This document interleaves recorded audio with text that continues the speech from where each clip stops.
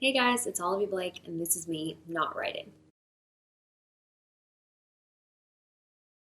For the record, I am aware that it's July, but for some reason it's been really gray lately and very cold for me. I have a very low tolerance for any weather change. You drop to the low 60s and I'm like, oh burr. But I guess it's appropriate given that it's a cardigan. So 7 people asked me what I thought of Taylor Swift's new album, which is not surprising. I do love to talk about Taylor Swift, so that's fair. Let's see, my thoughts on the new Taylor Swift album. I like it. Let's start there. I do also feel strongly that I think that Taylor Swift is going to write a young adult novel. First of all, I can't imagine who wouldn't be rushing to publish that. But it just seemed like this album in particular was very fictional. I mean, she naming it Folklore was a good move. And there were lots of stories interwoven with her own experience and stuff. And I just really feel like she's got an idea for a young adult love triangle. So I sense that she's going to write a book. It's not that uncommon. I mean, Taylor Swift is a songwriter, which means that she's a writer and she's got the time and probably the money. So yeah. Some other thoughts. Let's see. My favorite songs. I do like things a little bit bubblier. So The One is very good. I really love August.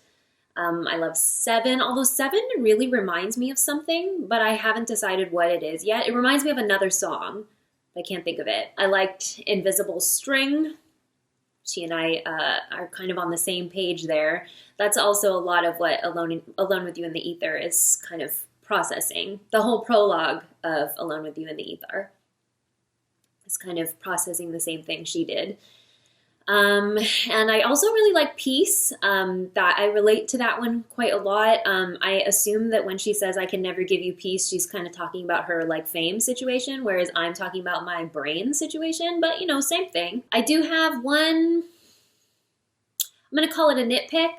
It's a nit, but this album really focused a lot on women. It focused on the idea of being a mad woman and being the other woman and being a wild woman. And there's just a lot of womanhood in this album. So it's just been a while since Taylor's worked with a woman. And I felt that was especially stark on this album just because she was telling kind of woman stories that felt more in the tradition of female singer-songwriters than just Taylor inventing something. So, I know she collaborated with the Dixie Chicks on Lover. And I also think that there is evidence for Folklore on Lover. I think that It's Nice to Have a Friend sounds like something that, if it had been produced differently, could have easily been on Folklore. Same with, I had it in my head earlier. Oh, Death by a Thousand Cuts. I think if it hadn't been produced as a pop record, it could have also been on Folklore. Anyway, those are just my thoughts. She seems to be very supportive of other female artists. But I imagine that it can be very hard to be a woman in the music industry, in just the industry part of the industry, and the production and the songwriting. So yeah, I hope that she works with a woman in the future. But I really like the album. So yeah.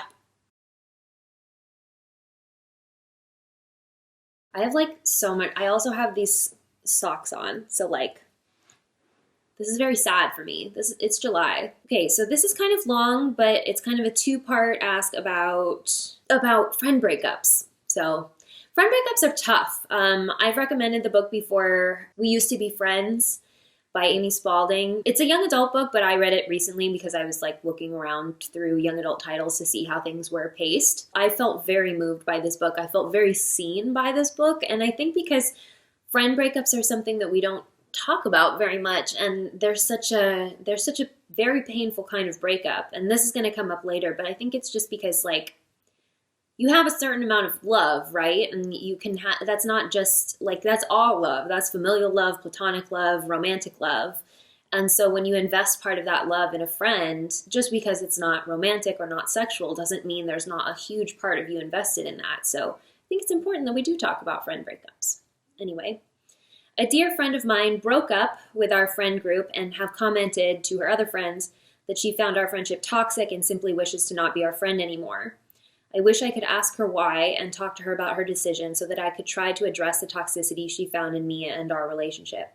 Is that an okay thing to do? Or is it more of a burden that I'm laying on her to give me closure and is therefore selfish? How do I know if I am the toxic person?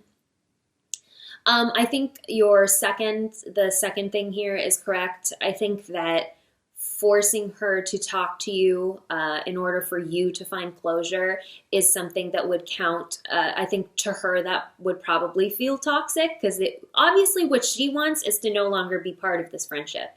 And I think that whatever the reasons are, you have to respect that decision by her. And I get you're wanting a conclusion. I mean, I've had friendships end where to this day I just have no idea what went wrong or what I said or what I did, and that's not really important because you can't change the way that another person feels. And you can try to explain your intentions if they want to know your intentions, but it doesn't seem like it doesn't seem like she does.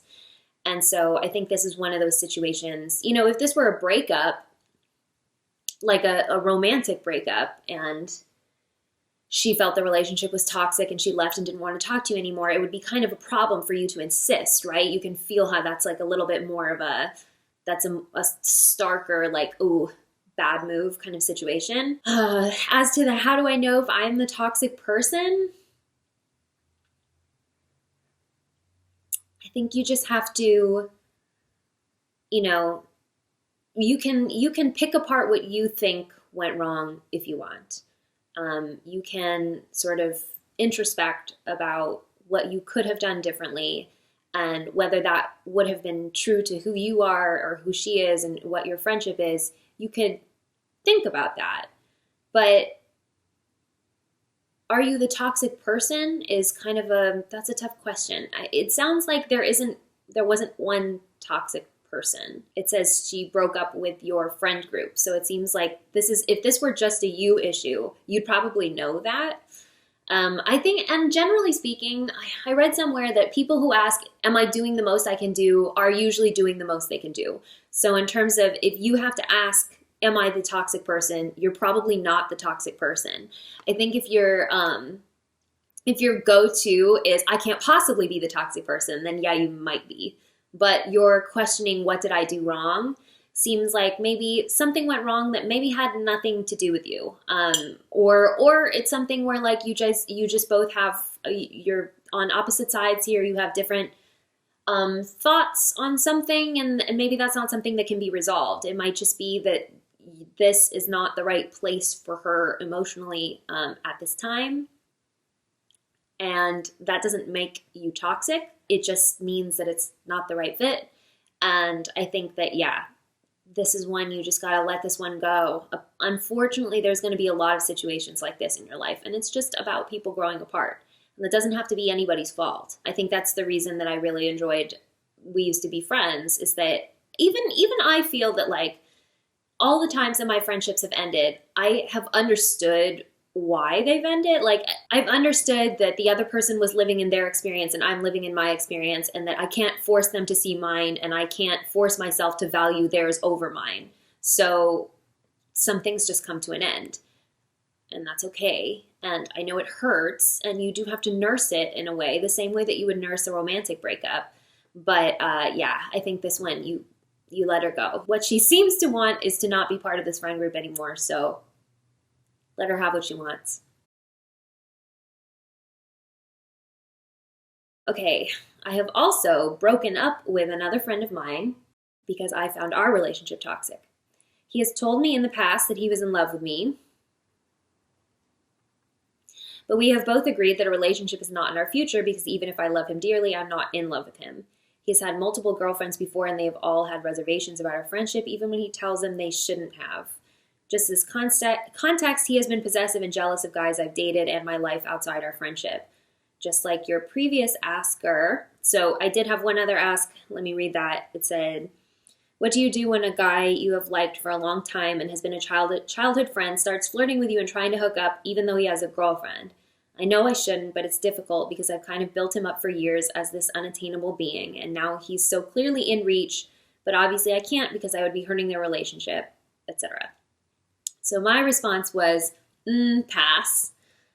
Given the context here, I think he's just looking for something easy, either to amuse himself or because he thinks you'll shoulder whatever emotional labor his girlfriend isn't providing. I also added, a boy who treats his girlfriend badly or speaks poorly of her or of his exes is someone to be avoided, even if he does it in a favorable way, i.e. you are so much better than her. I know it feels flattering when you're the one coming out on top, but unfortunately you're not so different that he won't do the same to you. I know we like our fictional men to prize us above all others, but in real life that guy is probably a misogynist. Pick someone who values women enough to treat them well, and I promise he will value you, which I stand by. So, just like your previous asker, he has compared those girls with what we have. I'm also ashamed to admit that, like you said, I didn't mind because I came out on top in his comparisons. Our relationship felt codependent. I didn't used to mind these issues because I hold firmly that I am not in love with him, even if they, his girlfriends, thought otherwise, or even if he feels otherwise. He has recently expressed that his current girlfriend has reservations about our continued friendship, especially since she knows that he used to be in love with me. We had an argument after I told him that he should honor her feelings on the matter and that our relationship shouldn't be a hindrance in forming relationships with others. You're right. You're absolutely right. He insisted that he simply believes friendships are more important than relationships. That could be true, but with the context of everything else he said to you, I think he still wants a shot with you. This is quite a long ask, I'm sorry. But I really just wanted to discuss your answer with said asker about shouldering an emotional burden from an otherwise unavailable friend, because I feel that is what I provided for him, and therefore he could not maintain other relationships. Yeah. I mean, that is the thing about female friends, is that you guys are you're in a really different situation than the other asker. So the previous asker has had feelings for her male friend for a very long time, potentially the entire time they've known each other. There's no way he doesn't know that on some level. He knows that she's available to him. And so my response to her was that I think the reason he's flirting with her he's not attainable. He's still not attainable as like a significant other. That's not going to happen. He is only attainable in that he knows he can get that affection from her, whatever it is. I don't know what his girlfriend isn't doing, but it's something that the friend is doing, the asker is doing. She probably adores him in some way that she can't even control, probably, because she has essentially been in love with him for a long time. So the way that she acts around him is someone who is probably admiring of him, and that's something that he wants, that he probably doesn't get from his girlfriend, so he's flirting with her to get it from her again. You are the opposite. You are not this situation. Your friend is in love with you. He was in love with you. He's still in love with you. He's still making choices that show that if you were to decide you were available to him, he would then it would happen. So in your case, it's not an emotional burden so much as I think he's just really waiting for your emotions. He still just wants to have a relationship with you. I think that what he said is, I think he's gaslighting you a little bit, because yeah, sure, friendships are more important. I don't know that they're more important than romantic relationships, but what he's doing is disrespecting his girlfriend, which is not a great sign. It seems like you already made that decision, so we don't need to go into that much more. But then you said, you have also mentioned before about your guy best friend, and how your therapist mentioned that since you find that something in each other, it stops you from being truly intimate with other people. Yeah, you said, I may have wildly paraphrased this. You have mildly paraphrased it. So can you talk about, okay, so what this asker is now talking about is my best friend is a guy. We've been best friends since we were 14. An impressionable time in our lives. People always suspected us of being involved with each other romantically. My boyfriends were always jealous of him. But the difference is that he was not jealous of them. You said your male friend is disrespectful of your relationships. My best friend was never. He was always really quick to befriend my boyfriends so that they would like hang out with us and see that nothing was going on. They would still not be convinced, but that wasn't his fault. That was my fault. That was because I needed him more than I needed them. Because if something was going to go wrong in my life, I was going to go straight to him. He has been there for, I can't even really, I don't want to go into detail for the things that he has been there for, but there are days I don't know that I could have gotten through without him. And so it was always my fault if a relationship ended. It was because I gave my boyfriends reason to believe that I didn't value them as much, and that's because it was true. It's no longer true. My husband is not threatened at all by my best friend, and in fact, they are very good friends. My best friend officiated our wedding, during which time he referred to my husband as one of his closest friends and me as one of his oldest friends, which I thought was very rude, but they get along really well. That's not the point. What happened was I was talking to my therapist about my best friend because he's been in and out of relationships for a while. He has not been with anyone seriously in a while. And anytime he is with someone seriously, I don't like them, not because I am threatened by them in any way, but because I just don't feel that they're right for him. This has happened a few times where like he had the option to go out of state for grad school and he decided to stay because of his girlfriend, and I felt that was limiting to him. But I don't discuss these things with him because it's not my business. And so you're asking me what he said when I had this conversation with him. I have never had this conversation with him, and I never will, because what I think about his relationships is not important, and I'm not trying to sabotage them. I feel that when he's met someone who really pushes him outside his comfort zone, that will be the right person, and I don't think he has met her yet. And sometimes I have doubts if he's really looking for the right thing. But that is why I was expressing my frustrations, and my therapist said, but don't you think you're that woman? Don't you think you're the woman who pushes him? My best friend is very like soft and all about feelings. He's a Pisces. And, he's all about introspection, and he's all just completely about like one of his biggest concerns is whether or not he's a good person, right? This is not my main concern. Like I try to do what I can. And if either I am what I am, that's me. And so we occupy very different philosophies about how to engage with the world. He thinks people are fundamentally good. We've known each other since we were teenagers, so we know how to give each other love that feels right. And sometimes he doesn't get it from other people. But again, this is not my business. And whatever, regardless of what I think about his relationships, doesn't matter because I'm not him, and he feels however he feels, and I may never know exactly what that is. But definitely that is the thing about male and female friendships, is that my friend and I had to decide we are never going to cross this line. Like even if there was a chance that we could be together romantically, which I don't think, the time never really aligned. I asked him once why we never dated, just out of curiosity, like, was that ever on the table? He said at the beginning of the relationship, he would have been more interested. And then as time progressed, he became more reliant on my friendship and correctly felt that I needed him more as a friend. And so for him, the possibility of romance went like this. For me, it went like this, because initially I didn't feel there was anything there. But then as things started to go wrong in my relationships, and as I dated too many assholes, and I just felt like maybe I just want someone I can rely on. So I think it's actually a really good thing that it never like aligned, nor do I feel that there was anything like missing. Yeah, it was never romantic for us, and I think that was a very intentional decision. It was just like we both knew that we weren't good at relationships. I wasn't good to my boyfriends for a long time. He wasn't especially great with his girlfriends. We wouldn't have been good to each other the way that we were as friends. And I think that I definitely may have been more of a difficulty in his life before, because I used to feel very strongly, I was younger and less mature, and used to feel very strongly that when he was with the wrong person that I should tell him that. I don't do that anymore. I just want him to be happy, and whoever makes him happy, I don't have to agree with who that is. But this is getting off track. The point is, I don't know what the point is. I think you're right to not be friends with this person, at least for a while. Especially if his girlfriend does feel threatened and he's not doing anything about it. That's not great. You really don't want to be part of that. You don't want to be involved in that.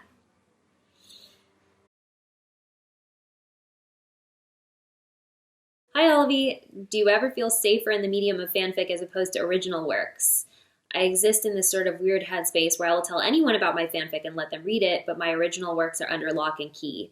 For me, I express personal themes in fanfic, but at the end of the day, it's not truly indicative of who I am, whereas sharing my own works feels like the equivalent of letting people into my head, or in other words, my greatest nightmare.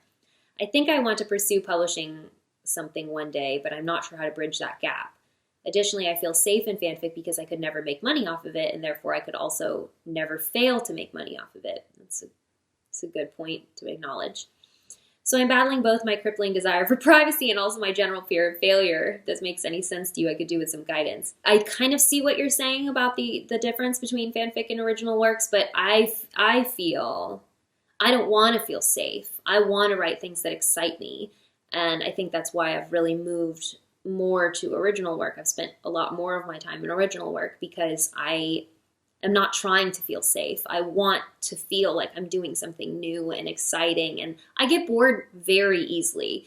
I think that's one of the problems for me with fan fiction is that people want to read the same versions of the characters over and over, and I do not have it in me to write them over and over. So that's my thing. In terms of guidance, I think you're right to know this about yourself. I will say that traditional publishing has rejection at every level. You have to go through some criticism to get your stuff into a state where it's good enough to send to an agent. Do you get an agent or not? That's a lot. There's a lot of rejection.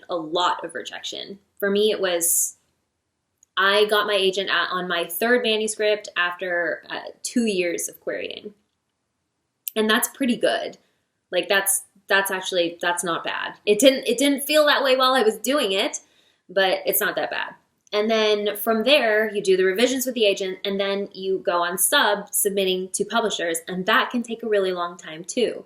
And then the editor is going to have more revisions. So this is just, you have to be aware that at every single level, and that's just getting the book sold. And then at that point, you have to actually market and sell the actual book and deal with the reviews that come in that are potentially bad. There are probably going to be 1-star reviews for your book. I think you just have to imagine, you have to sit with the idea that you're going to get rejection emails. Some of them are going to be form rejections, and some of them are going to be way worse than that because they are specifically rejecting something about you. It's going to feel like it's something about you because it's your original work and it's close to your heart. So it's going to feel like they're telling you you're not good enough. You're going to get hundreds of those, probably. Yikes. Then you're going to get the rejection of, readers saying, I didn't get it. This didn't appeal to me. I couldn't get through these chapters. Reading, it's all so subjective that no matter what, someone's not going to like it. And then you have to go through the rejection of the industry too. So I think that on the one hand, you can actively make the decision that you don't want to go through that. That's fine, because it's tough. It is not for everyone. Especially the thing about traditional publishing is that you have to be able to not only get hit and get back up, but you have to get hit, get back up, and pivot. Because sometimes what's wrong with the book isn't that it's not good, but that it's just not the right time, or it's not the right genre, or not the right age group, or whatever. And you're just going to have to be like, all right, how can we fix this? How can we do something different? You have to be very adaptable. You could self-publish. You still run the risk of reviewers not liking things. Plus, you have to do all your own marketing, which sounds like, I don't know if you want to do that. If you already don't feel comfortable talking about your original work, you have to talk about it all the time. I can't do that. I am not good at it. So that's kind of why I've always wanted to be traditionally published versus self-publishing, because I'm not very good at marketing. If you want to publish your original work, you have to strip the Band-Aid off and practice. You have to get used to rejection. You have to talk about your ideas. You have to let people read them. You have to become comfortable with the idea that people will tell you it's not good. You have to learn that reflexive, okay, not everybody likes what I like, and some of this, half of this is something that I can just ignore because it's taste, and then half of this is something I have to learn from. You must learn from criticism. Not all of it, but a good amount of it. Laura had some great advice on her when she came on here to do this, which is that you kind of take like the middle. You don't listen to the everything is great and you don't listen to the everything is bad, but you take the middle because that's what you can learn from. You will never write something that's so perfect that all of a sudden all your fears disappear. That's not going to happen. You have to practice. You have to send it to someone you trust, realize that you can take the rejection and then move on. And the more you can deal with that, the better you get at dealing with it. The easier it is to process once you've done it the one time. And the many, many times after that. Or you decide that this isn't the life for you and you want to focus on just writing for yourself, and then that's different. And then you figure out how you want to do that. But it's definitely, I'm not going to lie to you. I'm not going to sugarcoat this. It is hard. It is so hard.